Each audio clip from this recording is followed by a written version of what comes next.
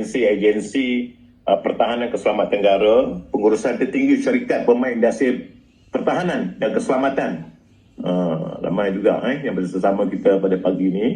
Pakar-pakar domain dan tidak lupa Sekretariat Induk di IPKN selaku penganjur bengkel ini, iaitu bahagian industri pertahanan atau BIP MINDEF, bahagian perancangan strategik KDN dan dengan kerjasama MIC. Alhamdulillah kita dah sampai ke pencutan terakhir final lab untuk pembangunan dasar industri pertahanan dan keselamatan negara. Di IPKN itu melibatkan sebab kita ada dua komponen kat sini, pertahanan dan keselamatan. Sama je. Jadi the main player ni di bawah MINDEF dan juga tak lupa juga sahabat kita daripada Kementerian Dalam Negeri, ada unsur-unsur keselamatan negara, iaitu bengkel pembangunan strategi di IPKN selama 9 hari. Ini bengkel pertama yang kita adakan dengan mengaburkan keseluruhan ekosistem industri pertahanan keselamatan negara, termasuk yang paling utama pemain industri kedua-dua sektor utama negara ini. Walaupun pada dasarnya bengkel ini boleh diadakan dalam masa yang singkat dengan menggabungkan kesemuanya seperti mana yang kita adakan sebelum ini, namun pandemik 19 ini makin mengganas dan menyebabkan tiada bengkel secara fizikal yang dapat kita adakan. Dan kita terpaksa mencuba kaedah berbentuk kaedah secara video conference ini bagi mendapatkan malam-malam yang lebih fokus dan strategik. Itu walau bagaimanapun platform medium yang kita adakan, yang penting sekali adalah untuk mencapai objektif dan akhirnya kita akan dapat come out dengan satu dasar yang very komprehensif. Walaupun kita tak dapat kesempatan mengadakan pertemuan secara fizikal, tapi yang paling utama kita dapat communicate dengan teknologi baru yang ada seselaras dengan keadaan pandemik sekarang.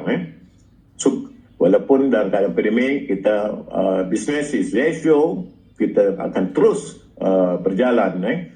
Dia tidak ada excuse untuk kita buat COVID, kita tak boleh untuk dapat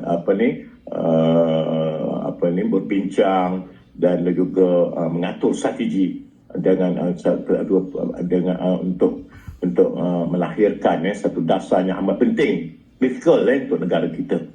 Suka untuk saya ingat kembali perjalanan selepas bengkel pada 7 Oktober 2020 yang dipoliskan dulu. Sehingga kini pelbagai pencapaian berjaya kita peroleh hasil usaha keras dan kerjasama padu semua berdasarkan konsep whole of government dan whole of society approach ini, selaras dengan kata seperti pertahanan yang sebelum yang kita telah bentang di kabinet di parlimen pada Disember 2019.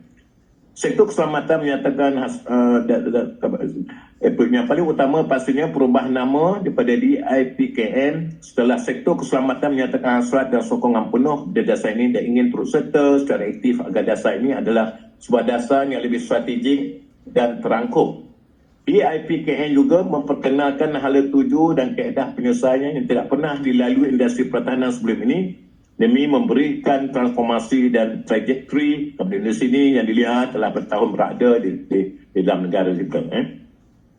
Sungguh pun berlaku kemajuan berterusan dalam industri pertahanan, namun kerajaan percaya masih terdapat ruang yang signifikan untuk penambahbaikan dan pertumbuhan. Visi jangka panjang kerajaan dalam konteks ini adalah bagi membangunkan keupayaan pemain industri tempatan dalam bidang reka bentuk dan pengujian serta pembangunan pasaran domestik dan ekspor untuk aset dan kelengkapan pertahanan yang canggih menggunakan teknologi terkini. Kerajaan akan meneruskan sokongan dalam meningkatkan produktiviti, keuntungan dan kelestarian dalam sains teknologi dan industri pertahanan. Ini semua boleh dicapai apabila semua mula melihat tanggungjawab mempertahankan kedaulatan negara bukan hanya terletak di bahu MINDEF dan ETM sahaja, bahkan seluruh rakyat Malaysia. Dengan itu, dengan lebih mudah dan jelas matlamat yang kita capai dengan apa kemampuan yang kita ada bagi membuktikan saingnya kita kepada negara ini. Pandemik COVID-19 juga telah memberi kekuatan kepada pembangunan di IPKN. Ini kerana pandemik ini telah membawa kepada kerjasama strategik yang lebih mantap dan memberi kesedaran kepada kita akan beri pentingnya punya keupayaan diri atau self-reliant dan tidak terlalu bergantung kepada tenaga mahir atau syarikat luar. Bukan hanya dari sudut pertahanan tapi termasuk dari segi food security dan kesiapsiagaan perkhidmatan kesihatan. Kita perlu berganding bahu, tidak kira apa pekerjaan kepakaran, just to survive the pandemic. kebersamaan inilah yang perlu kita teruskan. Oleh itu dasar industri pertahanan keselamatan negara ini dilihat tepat pada masanya. Usaha kita ke arah self-reliance sangat diperlukan oleh negara kita. Memperkasakan industri ini merupakan satu perkara serius yang perlu dilaksanakan pelibatan semua pihak berkepentingan. Sebab bukan hanya ini tanggungjawab KDN, bukan hanya tanggungjawab MINDEF, kerajaan, DPU, MOF dan berbagai agensi pusat yang lain. Tapi yang paling penting sekali adalah ini adalah hasil kerjasama semua pihak, the whole of government, the whole of society. Jangan hanya menyebut dan mempersoalkan kejayaan negara jiran tanpa ada usaha dan sokongan padu. Saya sentiasa maklumkan mengenai libat urus dan kerjasama dengan kementerian dan agensi sepanjang pembangunan dasar ini. Saya juga mempengusikan sesi di peringkat tertinggi dengan kementerian-kementerian terakhir pada bulan Disember 20 yang lalu bersama MOSTI dan dalam masa dekat akan bersama Kementerian Pendidikan Tinggi.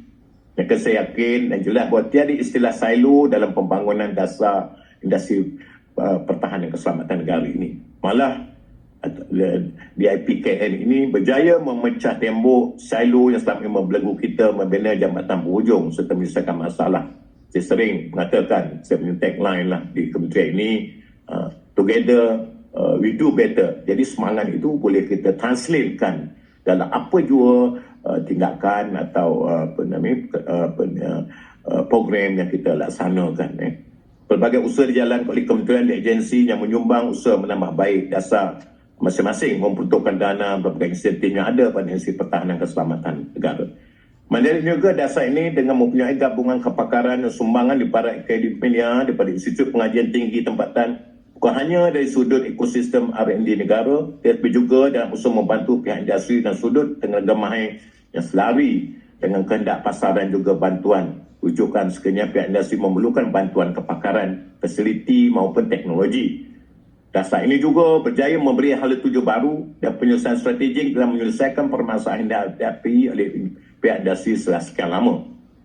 Saya menyuruh pemain industri yang selama ini sentiasa bersama kerajaan teruskan untuk memberikan nilai tambah dalam apa yang dihasilkan dan terus menyumbang kepada negara dan konteks sebuah industri yang mampan.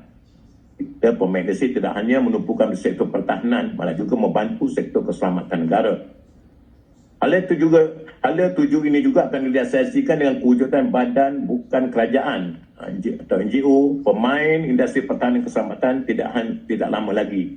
Sekiranya pihak kementerian boleh mengedepankan segala jurang perbezaan dan bersatu untuk membantu industri pertahanan dan keselamatan yang padu dan lestari ini, maka ini juga masanya untuk pihak pemain industri untuk bersatu, bersaing dengan sehat dan bekerjasama dalam membentuk jaringan kerjasama dan rantai bekalan atau supply chain bagi mengurangkan kebergantungan negara kepada pihak luar dalam memberi pulangan kepada ekonomi negara. Sekali lagi, saya ingin mengucapkan terima kasih atas komitmen dan kerjasama semua pihak dalam membantu Kementerian Pertahanan dan pembangunan dasar industri ini.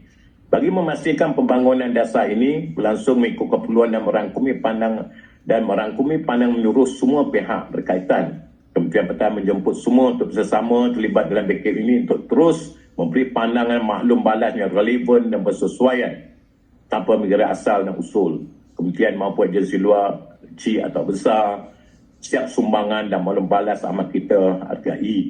Oleh itu saya mengharapkan komitmen yang padu, saya ajak kerjasama semua untuk kita bersama-sama dapat menghasilkan dasar yang lebih strategik dan berkualiti. Komitmen dan fokus semua pihak menyertai bengkelnya adalah penting kerana setiap strategi dan inisiatif negara akan dibentangkan dalam sesi khas bersama menteri-menteri kementerian dan agensi berkaitan sebelum seluruhnya dibentang untuk keputusan kabinet.